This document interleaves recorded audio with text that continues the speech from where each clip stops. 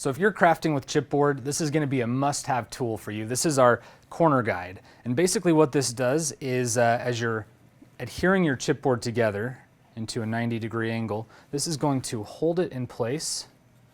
So I'm just going to slide it in there, apply my adhesive, and then I can just set it down and let it dry. I don't have to worry about holding it together while it dries.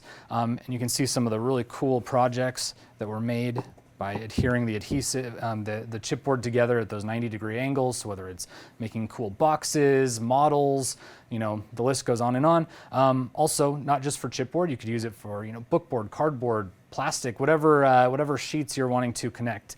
It comes in a pack of 4, so you can do all 4 corners at once. And one really great feature about this, you can see there's actually 4 different slots right here. So whether your material is 1 millimeter on up to 3 millimeters, it's going to be the right size to hold that chipboard or whatever material in place.